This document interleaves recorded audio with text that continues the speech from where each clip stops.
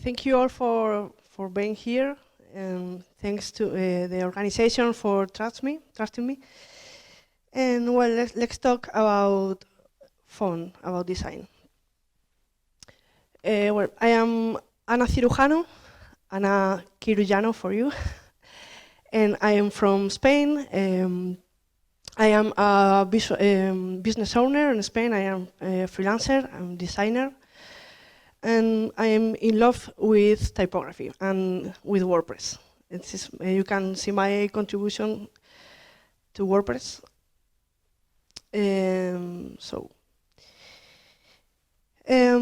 One of the most important aspects of communicating with type is to establish a strong typographic hierarchy. Visual hierarchy tells people where to look and what things are most important. Look at the typography of these well-designed magazine covers. There are many different typefaces, different weights, lighter and bolder, and different structures, condensed or expanded. Okay. These variations are used to create visual tension and hierarchy, control the pace, and guide your eye. Font variations can also be used in order to add emphasis for smaller sizes, without reducing legibility. These are some examples of printed design. But what happens with web design? Could we design something like this for a website? When you set a variation in a font, the software uses a specific font file for that variation. A standard type family can have up to 20 or even more font files. On a website, using too many fonts can have a great impact on performance. In 2016, some of the biggest tech companies around the world signed off on a new standard that is part of an update to OpenType, variable fonts. A variable font is a single font that acts as many fonts. And this results in incredible performance benefits. Here is a website performance test of the Libre Franklin whole typeface family compared to a website using Libre Franklin variable font. The variable font results in fewer HTML requests, a smaller file size, so larger savings of downloaded data, and faster loading speed. Each variable font has different font variations defined by the font designer in the font file. There are 5 reserved or registered axes: weight, width, optical size, italic, and slant.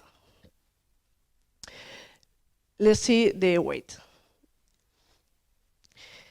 Here you can see the difference between a faux bold and a real bold. A faux bold is created by the browser if the font file is missing, and a real bold is designed by the font designer. Using real weights is very important for better legibility and also greater beauty. These are the weights you can set using a standard font. Using variable fonts, you don't just have those individual master weights. You have access to all of the values in between. You can set 102 or 547 because the axes can be interpolated. So using CSS, we can animate these values to get smooth transitions. I'm going to activate the video. Okay.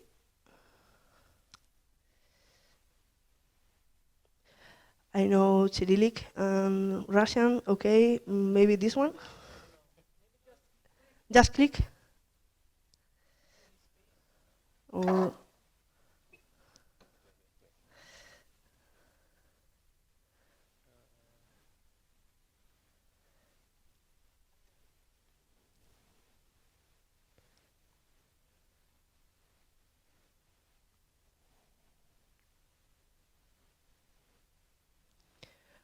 Okay, you can see the axis weight varying, okay, changing the weight from 3050 to 1000. Okay, it's an example.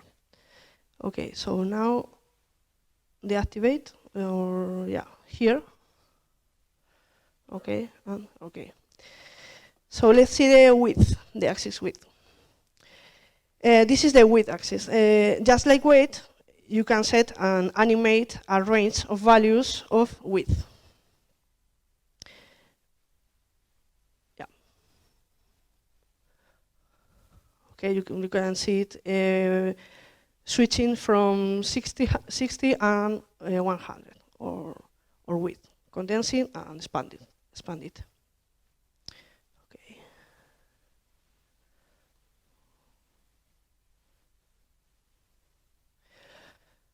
Okay.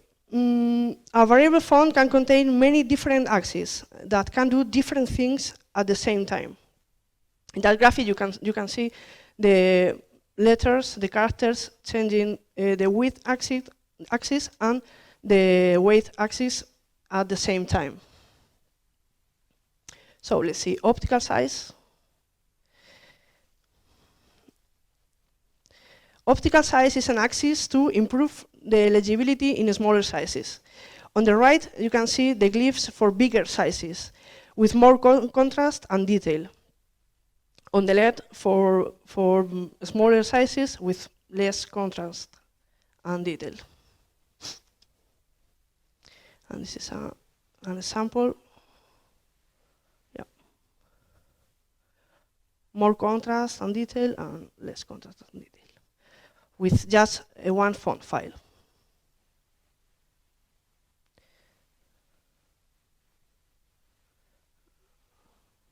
Okay. Let's see the italic and slant axis. You can set more or less slanted text, and you can set italics. You can tell the difference between a slanted text and italic. You can see, for example, the A that is so different, or the P character that is so different. So it's not the same slanted text or italics, a real italic. Okay. So how can we use variable fonts in our WordPress websites? Browser support is really good. Actually, with this level of support, we can use in variable fonts now, or at least experiment with them. The way we use variable fonts in our CSS is pretty much the same as the way we use fonts now in our WordPress websites. We set up the font using font face, and we need to provide a fallback for older browsers. The main change is that we need to define a range of values. For example, we can define 200 to 600 for the font weight, and out of this range, we can't declare any value. Okay. Once you've done that, you declare the values for the properties as you usually do in CSS.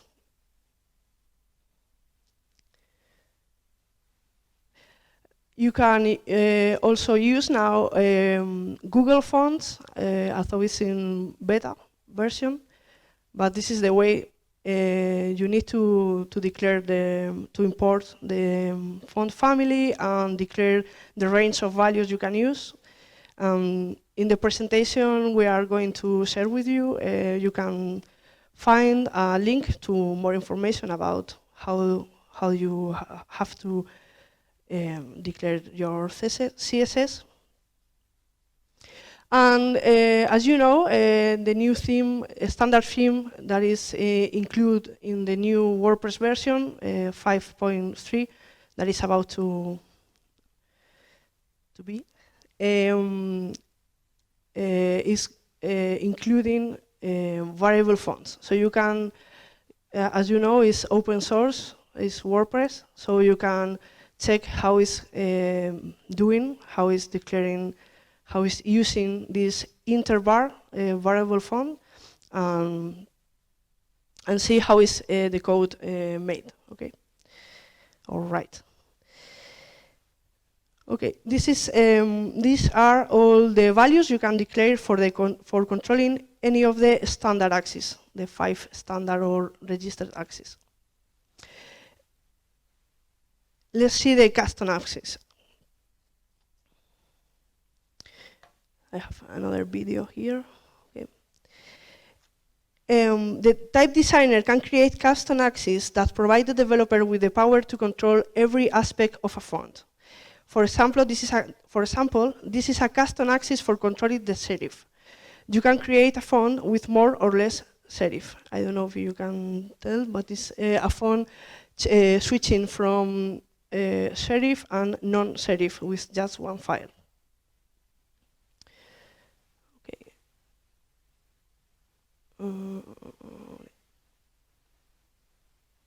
Here and there. Okay. This is another video.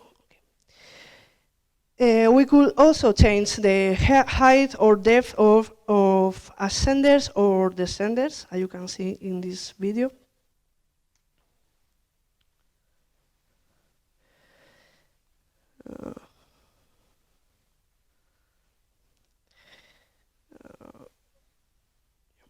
Custom axes can be created for controlling every little detail of the glyph's shape.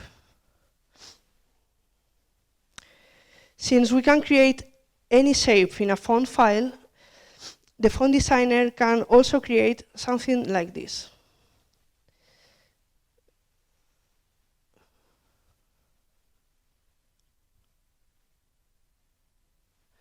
Or, I'm sorry. Or this. This is just one glyph, CSS, and a keyframe animation. Let's see how we can make it. Okay. In this example, we can see a variable font with the vectorial drawing of a horse, with an axis called time and a keyframe animation in CSS. This is all the code we need to make this animation. But how is the font file made?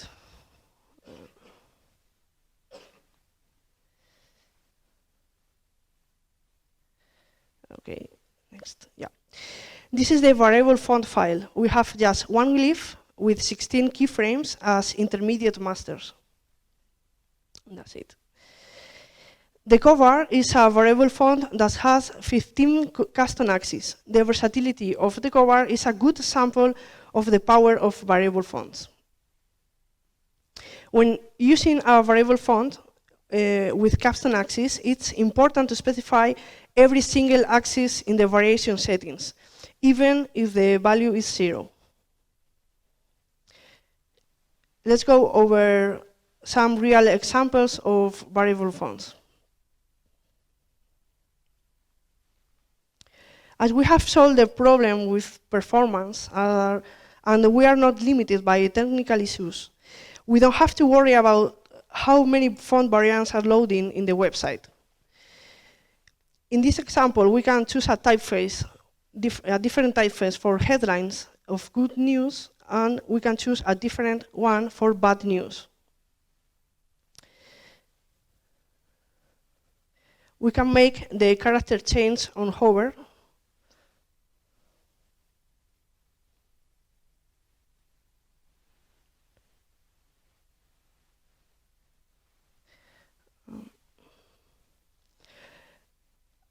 Using variable fonts allows us to make things more readable on smaller or larger screens, like an Apple Watch, a projector, a laptop, or a phone.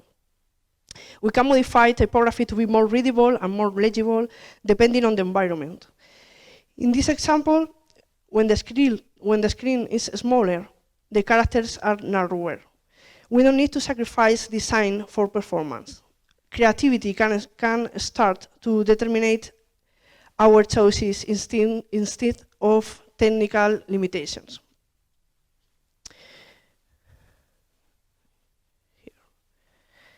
Through interpolation, we can shift forward or backward smoothly to highlight pertinent information for a particular distance range.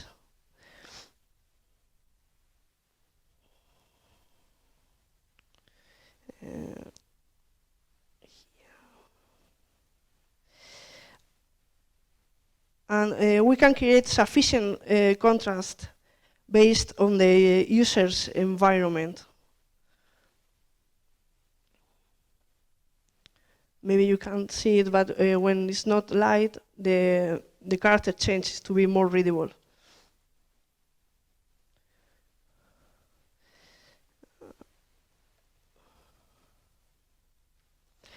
Here you have some resources for funding and testing variable fonts.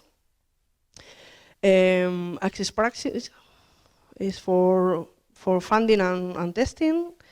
Also, vfonts or play type detail is for, you can write your custom text, as you can see.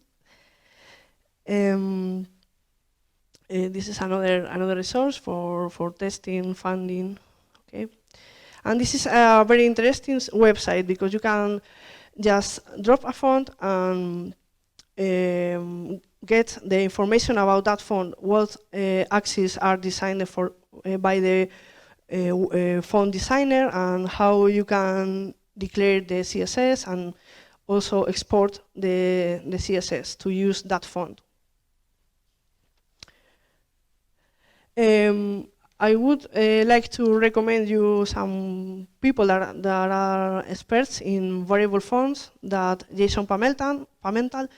He has a very good newsletter with the latest news about variable fonts, and I recommend you to follow him. And also Mandy Michael, she has a lot of good examples, awesome examples with variable fonts, CSS and JavaScript. Yeah, to sum up some benefits of the benefits of using variable fonts. Using variable fonts help us improve the performance of our WordPress websites. We can create better experience for our users by making content more accessible. Even more, we can create a better way to communicate.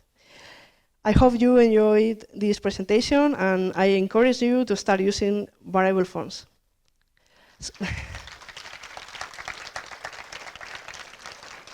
Спасибо.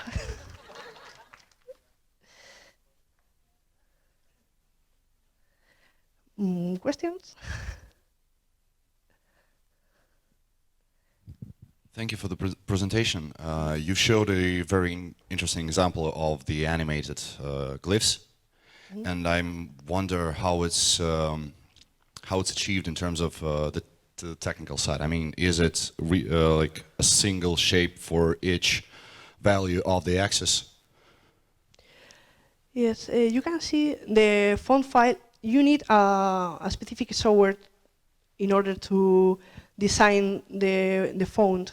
Yes, it's not actually changing the shape. Yeah, it's having a different shape, vector shape for each of these frames, right?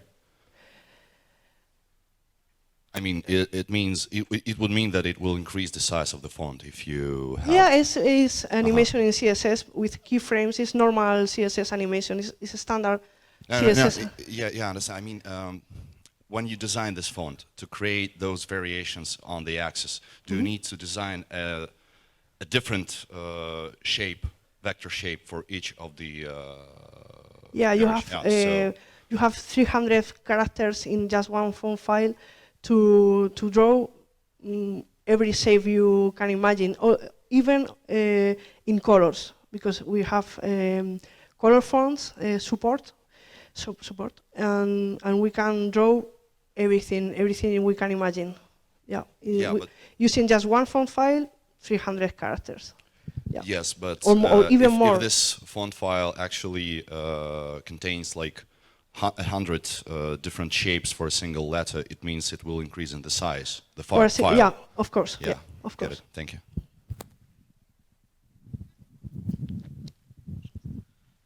What do you think, what is the best way, for example, for the font size units on the responsive? Can we, for example, create font size depends on the user screen, like with the min and max limits? I don't know if I get your question, but What is the best unit for responsive? the best units. Yeah, a good question. Could be always flexible. So you have to you should use M or REM, REM, because it's always depending on the width of the device. You never set in pixels. The browsers render in pixels, but you always declare in EM or REM. And there are that units in relative to the viewport, but these units are not accessible. We cannot use REM or EM because it depends on the root HTML, and EM depends on the, or REM, I don't remember, the parent. The parent, yeah. Font size. So if we don't change on responsive the root font size, it doesn't affect any with the REM. So what do you think? Maybe you have experience to use. Depends on the font on the window screen size, like width. If we change on the viewport units. Yeah, with M you have to be more. You need to do good planifications. Yeah, yeah. So you can use REM, but viewport units is not accessible because when we design or code responsive websites, we are always have to be very care about. We have to care about the user. In the last, I don't know. The user can change the font size in his or her browser. So if you set the font size depending on the width of the viewport, you are not respecting the user set. So it's not accessible. You can think about because media queries are not working here because think about a TV or a projector. You are setting maybe a media query with 1,900 pixels or REM, but it's not the maximum size or the screen. You don't know the maximum screen, so it's always better to declare in that EM or REM. Yeah. Thank you for the speech. This is the first time I hear about the variable fonts, but I'm a backend developer. But anyway, I have a question. How big is that file with the horse? Excuse me, how? What is the file size of that file with the horse animation? If it's possible, yeah. I don't remember actually, but it's not too much. I'll tweet this for you. Thank you very much. Okay. Thank you.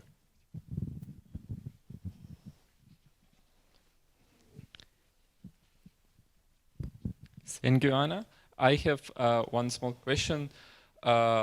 As a regular user of a website, I'm using some Google fonts. I'm happy. Users are not so happy because they need to wait while all those Google fonts are loading.